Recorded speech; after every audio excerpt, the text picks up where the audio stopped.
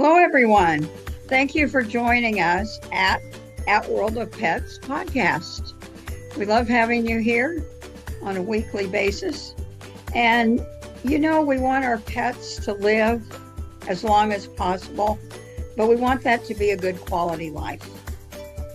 So to that end, we on this podcast explore all things about pets and animals so that we can have them around for a long time, but they are living a quality life. So again, thank you for joining us. Take it away, hosts. All right, welcome to World of Pets podcast. We're sponsored by debspets.com. That's DEBSPETS.com. And we had a very entertaining pre-show, so I'm just going to bring in Peyton Pooh here. What's up, Peyton? Very cute. Hey, if there's one thing Peyton knew how to do, it's call audibles. So you got this, brother. All right. Well, Anthony, welcome in. Andrew, thank you for being a guest. Tonight, you're the one that's picking the topic, and I really am intrigued by what we're going to talk about tonight. Fantastic. When you say you, do you mean me? Yeah, you. Okay, because we have this deal that we spent. No, I'm just kidding. No, yeah, and- we get to talk about your passion. all right, my passion. I have a number of passions, but one of them is photographing animals and more specifically pets. So it's been something I've been doing for over 25 years. I've been taking pictures, very cute, of people and their pets for over 30 years, but I particularly enjoy either going out into like a dog park or to someone's home or just having a beautiful background, or now I'm able to do it virtually and then I direct people all over the place, including places like Australia. So it's just wonderful to celebrate every moment. And the fact is, so many of us forget that we have this amazing tool at our disposal. And that's one of the messages I always like to get out is take more pictures, and then I'll try to help guide you so that those pictures look as good as they can. Well, you mentioned Australia. How many times have you been there? No, I haven't been to Australia at all, but I do photography virtually, and this is something that came about as we entered the pandemic. I learned that some photographers were doing photo sessions virtually over Zoom or FaceTime if they're an Apple iPhone user. And so I started to experiment a bit.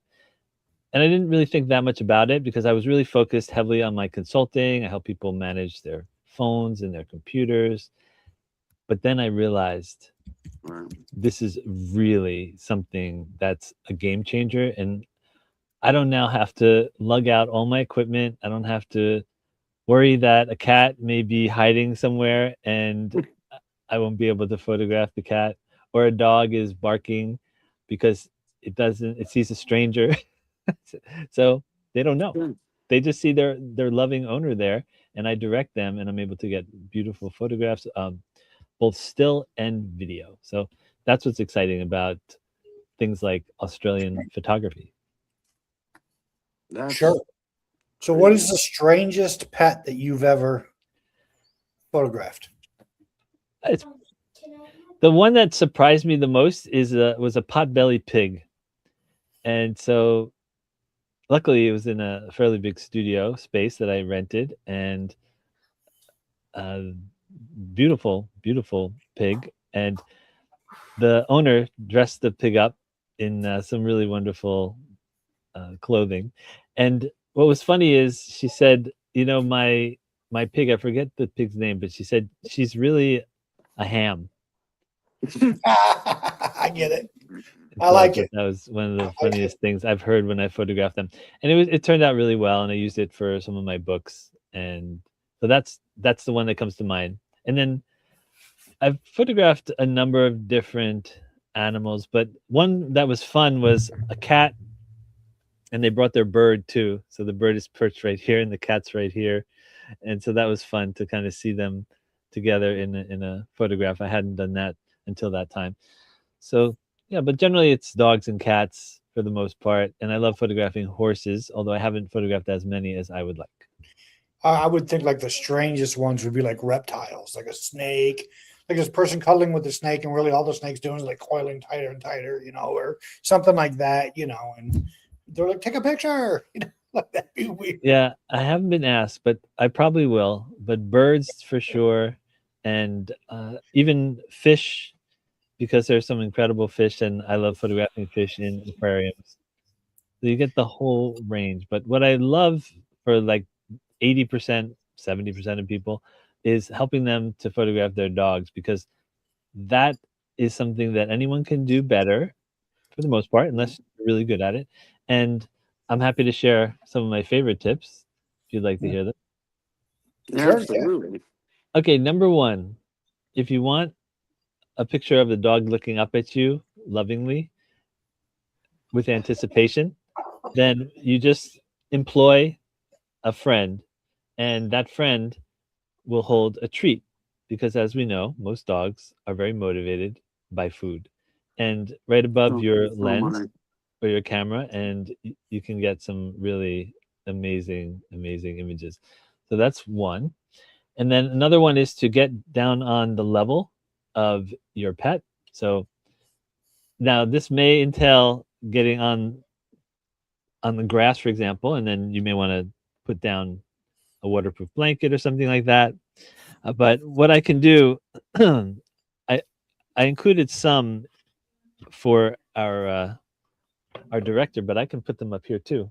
So I have some in digital form, but also this is a perfect example of getting down on the animal's level. And this is from Yeah. one of my books, which features about 50 dog photographs with funny sayings. And this one is sleeping dogs lie and lie and lie. I love it, dude. That's So, great. and sometimes it's great just to go from above. So there's all kinds of different ways you can get these amazing angles. And so I'll reference some from time to time, but this is one from above, a Dalmatian, one of my clients' homes. And this one is just two words. You able to see that? Clash brilliantly. Flash brilliantly. Yeah. And these are all philosophical sayings that dogs might say if they were Just you philosophers. for your thoughts. Got it. So, how many books have you written? Four. I've had four books published, and most of them are kind of how-to. This one was the one art book so far out of the group. But the first one is a 500-page book all about how to make better prints, which is what got me into the whole world. From photography, I went into printing, and that made all the difference, because people love to have pictures on their phones, but really, until you make a print, that photograph is not really realized in its ultimate presentation. And so I got into printing many years ago, and it's been incredible to explore that. And that's my favorite thing, either to make prints for myself or my clients. I'll give you an example. I have two prints from a recent photo session that I did over Zoom. And here's a gentleman named Tyler Nice. Gines, and his beautiful, I believe that's a Frenchie. You can check me on that. Probably, I'm pretty sure. And here's another one. Same gentleman. So I love making prints. And what's nice about this is a 8-ply mat. So if you were to trying to show the thickness of this compared to a normal mat, everyone knows what a mat is, I'm sure, but this is double the thickness of a normal mat. So you get this beautiful look when you put it in a frame. And what I like about this when I work with my clients is that I'll give them this, and it's ready to go into any 11 by 14, in this case, frame, which you can find anywhere. So you can get the exact style that you want. I don't need to spend hours with them. If you've ever been to a frame shop, you know what that can be like, to try to pick the perfect frame. And some people are very particular. This way, I create this for them, and then they can do the rest. And I recommend, if you want to give someone one of the most special print for them, there's many places you can make color prints and get either a mat with a frame together, or just a mat, put it in there, and it's something that people will treasure, often so much more than another just insert here a gift that you might give someone for So a holiday. let me ask you this, Andrew, because like you mentioned matte, right? So I understand like the difference between matte and gloss and all that stuff. Uh, when you say matte specifically in photography, what does that mean? This is so first we have the backing board, and then we Okay. have the print, and then we have the mat for the print. It holds the print down, and it's very thick, as you can see here, compared to a normal mat, which is about half the thickness. And what it does is it separates it from the glass or the plastic. Okay. And then as far as the paper, this is a matte paper as opposed to a glossy surface. And then if you put it in front of glass, the glass will also make it glossy again. But each thing has its own role in the whole presentation. Okay. Boy, that's good to know. Anthony, next question. I'm like trying to trying to see the chat. Oh yeah, sorry, I'm trying to monitor YouTube as well. I guess we're having some issues with the YouTube chat. I had asked some folks to send us or tell us about their favorite picture of their fur babies. But anyway, so Okay. All right. So one of my clients, do you want me to recount an example of someone's oh, you favorite can photograph? if you want to. Yeah, why Okay. don't you tell us some of the favorite photo shoots your clients Okay. had? Bring it on. So, Bring it for on. example, I'll give you an example right here. These two Shih Tzus I photographed for one of my clients, and she absolutely loved this background with them. And this is just an example. Whether your background is a shag carpet or this is like a rose type blanket or fabric, and it really looks like roses. And Oh, absolutely. the look that you can get when you place your dogs or cats or anything on these types of surfaces is wonderful. And it could be something as simple as a tablecloth. It just takes a very little bit of thought, and that can make all the difference in the way the image looks. Oh, here is our potbelly pig. Okay, are you ready? Yay! Potbelly pig. Oh, look at little Hammy. Yes. There that one is. And then here are two lovely dogs who are Ham both lovers. we'll call them, they live in the same home. I guess we'll call them siblings. Not by blood. But that By was adoption. yes, but By exactly. choice, right? By Yeah. choice, yes. So that's just a few examples. I could go on and on. But here's a really, do you want to see the one that I get the most, I think, probably the funniest of all my pictures, at least in this book? Because what happens, and you'll find this too, if you're ready with your camera, whether you're doing video or stills.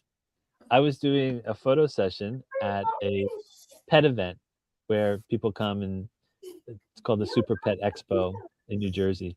And the next person was waiting with their pet to be photographed because I set up a whole background and everything. So I was photographing this little guy, and then in comes a friend who you didn't even know this dog, but then this moment just happened. And then this is the saying. I can't take credit for the words, but if you can read it, make at least one remarkably different friend in your life. Well, that applies to everything, really. It does. It does. Thanks to the internet especially, I'm able to make friends every day. I hop into a room like this or a networking group. For example, Yeah. tomorrow morning I co-host a networking group. It's amazing how many people I can meet if I just turn on my camera and am open to having a nice conversation. So we have a question in one of the private chats over here. It says, for someone pulling out their phone to catch a moment, what do you do about lighting? Okay. This is like a 10-part answer, but I'll give the top one or two. Number one, look for a window and ideally place the animal next to the window and the window light. So, for example, do this easily. I'll make this book the window. That way it's easier. So this is a window, and then your pet is right in front of the window. So this is the window. The light is coming through. There's your pet, and then you are where am I? Over here. I'm sorry, right here. And then that way you get this beautiful side light on your pet who's right in front. It's funny, right here. And that's the best advice I can give you is window light. Just take some time, walk around. Sometimes it's not possible to move your pet, but Right. then just wait until the light Shush. is right. So that's just a really the best example I can give for window light. Now, other lighting, there's all kinds of different options for lighting. One is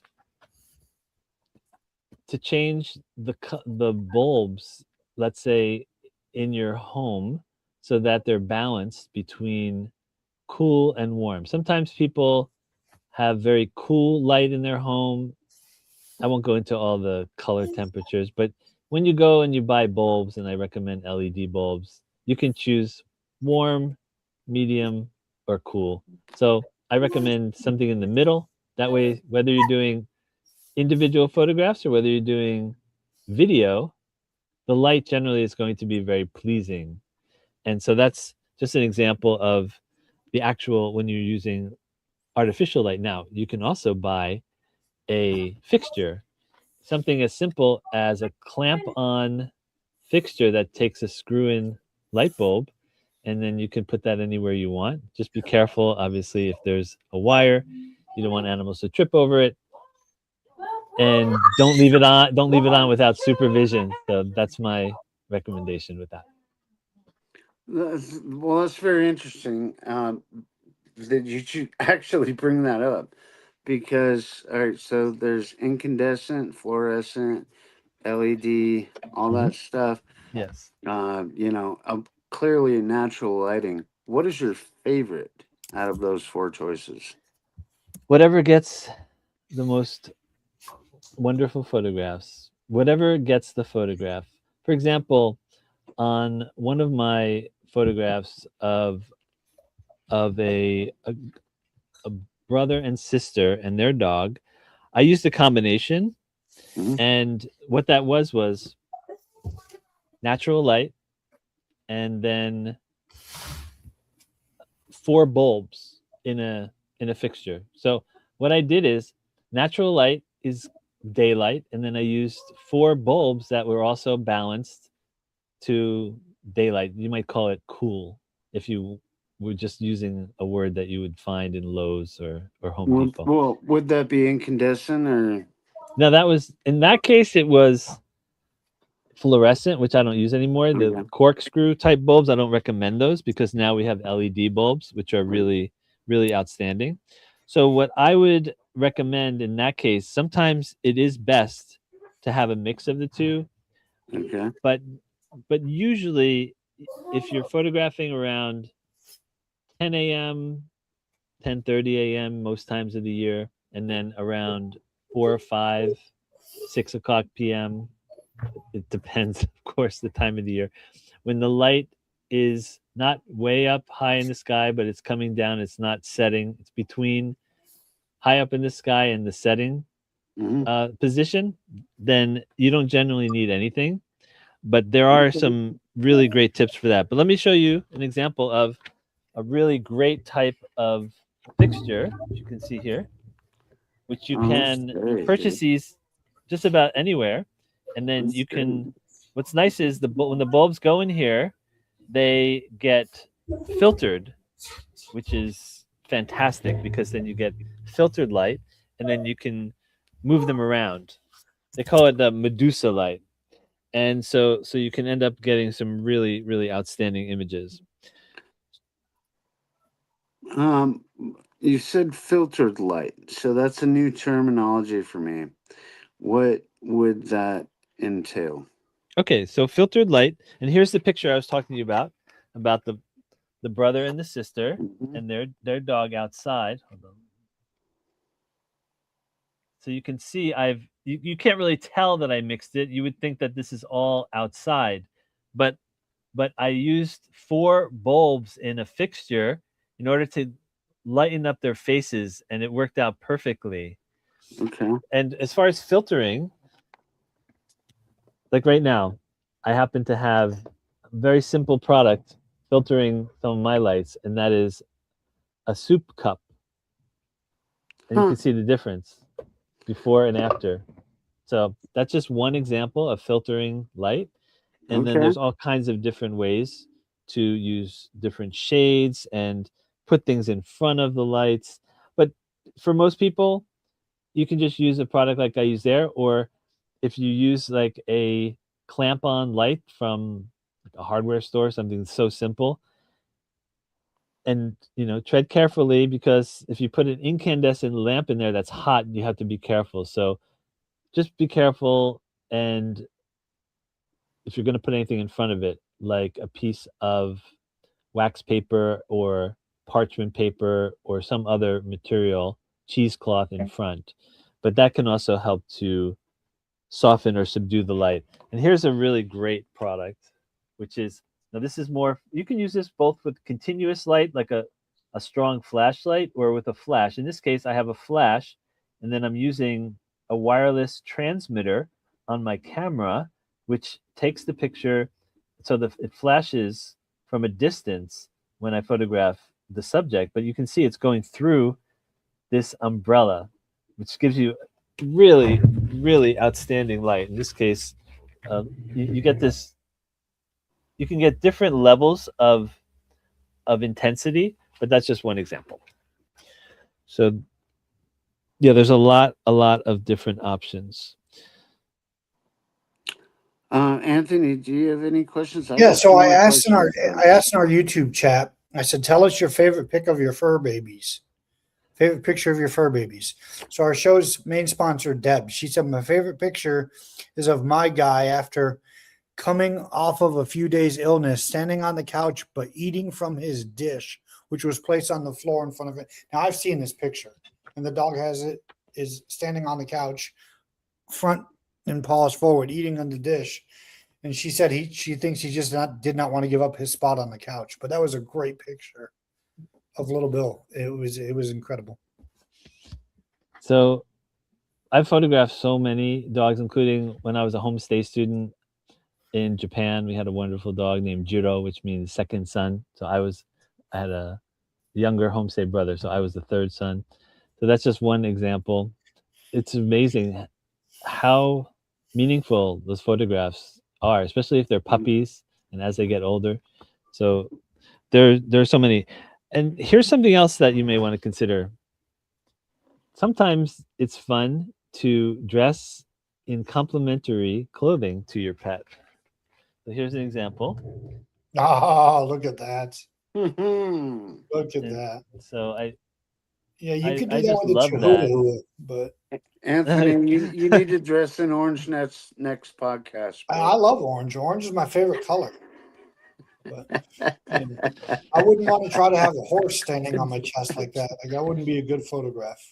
Now, in this case, the dog's not wearing any clothing. However, I think it matches perfectly with his owner's clothing because of the Oh color yeah. of the dog.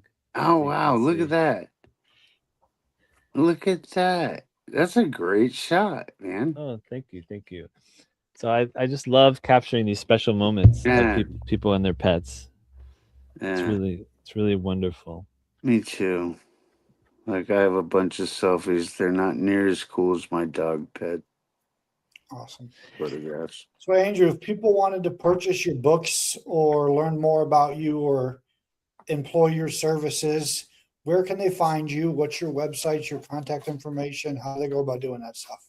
Okay, the easiest way, first of all, the books are available anywhere books are sold. Some of them may be a little harder to get, but you can often find them just because they were published a while ago. So most people go to Amazon, and you can just look up my author page on Amazon, and then from there you can find the books just about anywhere. And as far as where to find me, a lot of people can find me on Facebook. I'm probably one of the only Andrew Darlows there. You can just send me a message there. If you're on LinkedIn, feel free to send me a connection request, and I can potentially connect with you there. And then as far as websites, I have a website called candidk9.com, and there I put photographs, and I'll add some news and things like that, and there's a contact form there.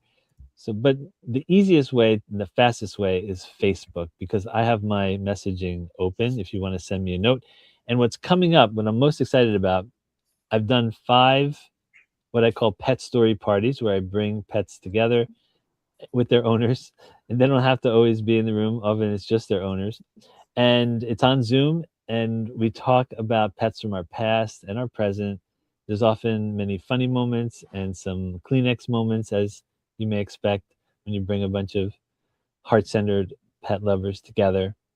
And we just talk about stories about our pets, and it's amazing what comes up. And sometimes what's really most heartwarming is that people will sometimes talk about something they're struggling with, and it could be anything, often related to pets. And other people, they may have been through it already multiple times. So there's a lot of great support that comes out of that community. And I also will talk about my services, which I'm able to do anywhere in the world, which is really exciting. And I'll often show some of my photographs that I've done from different places. And so it's just a blessing to be able to bring these people together. And my next pet story party will almost definitely be a fundraiser. So I'm excited about that, so I can raise money for a pet related charity or multiple. And I'm excited about it. I'm just putting it all together. So if people out there have particular pet related charities that, especially in the United States to start, then I would love to hear about them, maybe meet the people who run it and see if they may be ideal for me to help support.